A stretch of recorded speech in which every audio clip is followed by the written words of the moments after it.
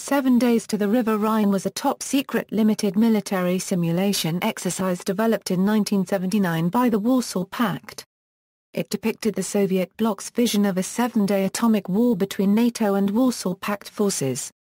Declassification: this possible World War III scenario was released by the conservative Polish government following their election in 2005, in order to draw a line under the country's communist past, and educate the Polish public about the old regime. Radosław Sikorski, the Polish defense minister as of 2005, stated that documents associated with the former regime would be declassified and published through the Institute of National Remembrance in the coming year.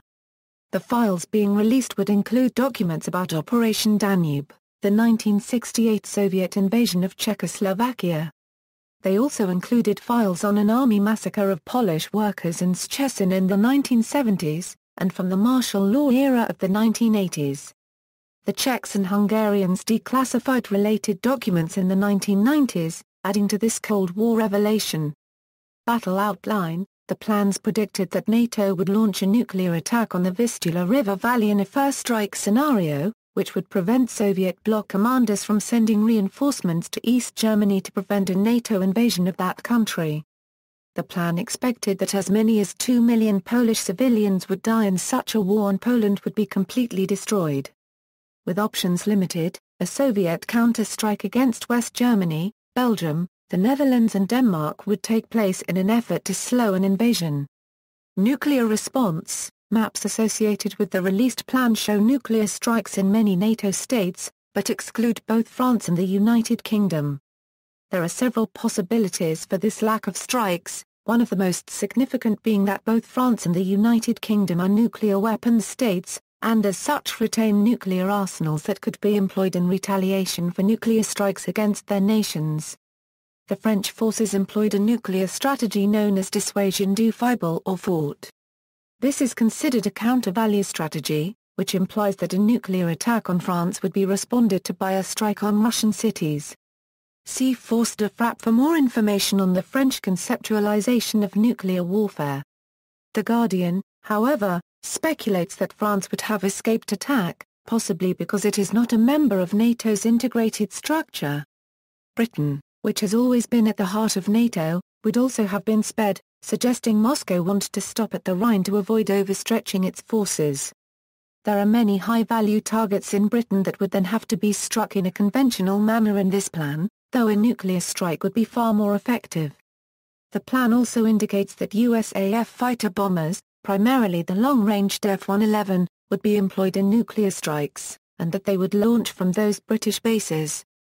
The Soviets planned to use about 7.5 mt of atomic weaponry in all during such a conflict.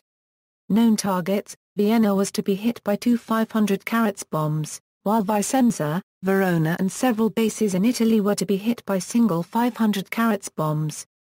Hungary was to capture Vienna and part of northern Italy after this had happened. Stuttgart, Munich and Nuremberg were to be destroyed by nuclear weapons and then captured by the Czechoslovakians and Hungarians. In Denmark, targets would include Roskilde and Esbjerg. Roskilde, while having no military significance, would be targeted for its cultural and historical significance to break the morale of Danish population and army, while Esbjerg would be targeted for its large harbour capable of facilitating delivery of large NATO reinforcements. Additional plans: the Soviets planned to have reached Lyon by day 9 and then pressed on to a final position at the Pyrenees. The Czechoslovakians thought this was a bit over-optimistic at the time, and today's Western planners thought such a goal was completely unattainable. There were also plans relating to a planned naval operation in the North Atlantic against NATO shipping. See also: Operation Unthinkable, Fulda Gap, Square Leg, World War III. References: World War III seen through Soviet eyes, David Rennie, Daily Telegraph, November 26, 2005.